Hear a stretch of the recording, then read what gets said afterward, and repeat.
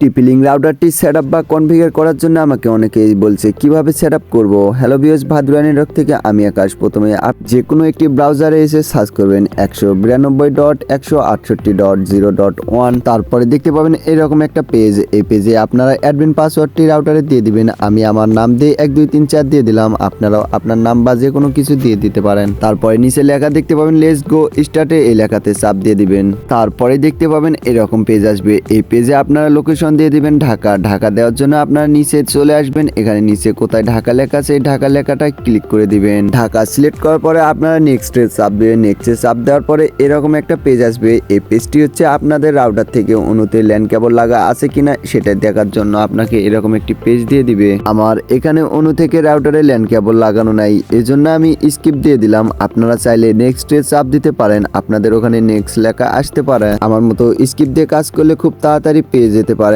আপনারা তাই স্কিপ দিয়ে কাজ করবেন। এখানে স্কিপ দেওয়ার পরে এইরকম একটা পেজ চলে আসবে। তারপরে আপনারা দেখতে পাবেন এখানে ব্যাক হওয়ার জন্য একটা আইকন দেওয়া আছে। এই আইকনটাতে ক্লিক করে দিবেন। ক্লিক করার পরে আউট লেখাতে ক্লিক করে দিবেন। তারপরের পেজটি এরকম পেজ চলে আসবে। এখানে পেজটি চলে আসার পরে উপরে দেখতে পাবেন এখানে 3 আইকনের একটি সেটিং।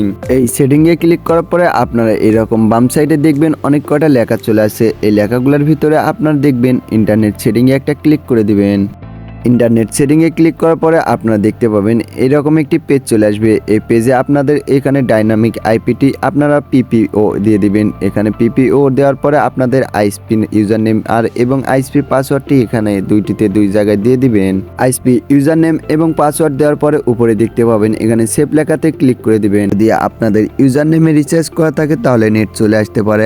এর পরের কাজটি হচ্ছে আপনাদের রাউটার নেম এবং ইচ্ছা মতন পাসওয়ার্ডটি চেঞ্জ করে নিব।